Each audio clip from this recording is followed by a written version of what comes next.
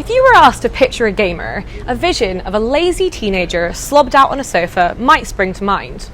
But many of the world's most successful gamers have turned their hobby into a career and can earn millions for it. Professionals can spend up to 15 hours a day in front of a computer screen, with research showing this puts them under the same stresses as marathon runners. So, what exactly does it take to become a professional gamer? I'm here with Fnatic's Counter-Strike team in London to find out.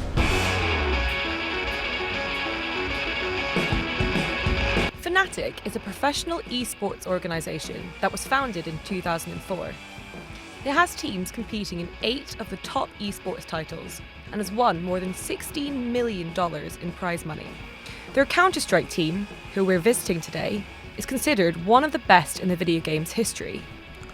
Just sort of, again, naturally I played the game and I loved the game and I never really got sick of it despite playing for like 15, 16 years, and you know, you eventually get a bit old, you start realising the kids are getting a bit better than you and you kind of want to pass on your knowledge. Most of the team members became professional gamers after playing video games as a hobby at home. But how does the normal day look for these players? Things we need to fix on different maps, then we talk about them, we go on the server, we try them. Then we play some practices against other teams, and then we have a break, lunch, we eat together again, and then we go back to practice. Then we eat dinner together, and then we end the day. To achieve optimal gaming performance, players also have to follow a gym schedule and maintain a strict diet.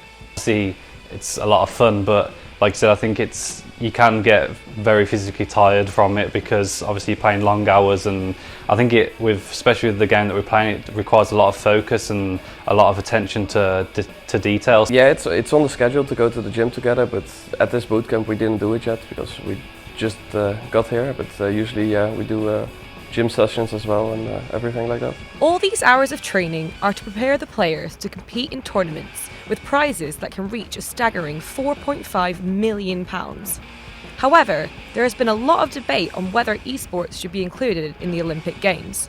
I would obviously love to see it in the Olympics, and I think we saw with the Commonwealth recently there, where they kind of added some esports titles there, and obviously wasn't the title that I played, Counter-Strike, but I think it would be great to see it be integrated a lot more because I think it's becoming a lot more mainstream. One of the most controversial issues around esports is the lack of women in the industry.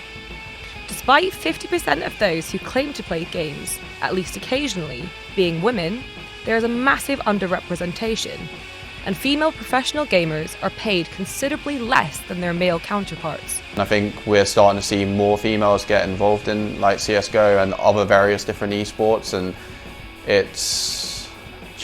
I think it's just something that with more time we'll start seeing more people introduced. I don't think there's any sort of caps. We see tournaments like introducing more female tournaments to sort of like bring awareness to the fact that there's like a path of access to get involved in that. So I think the right initiatives are in place. It's just something that's going to take a bit more time. The kind of legacy of kind of the way the competitions have been run, and the fact that it has been, you know, a male-dominated sport, and there's not those kind of role models perhaps for them to kind of look up to and aspire to be.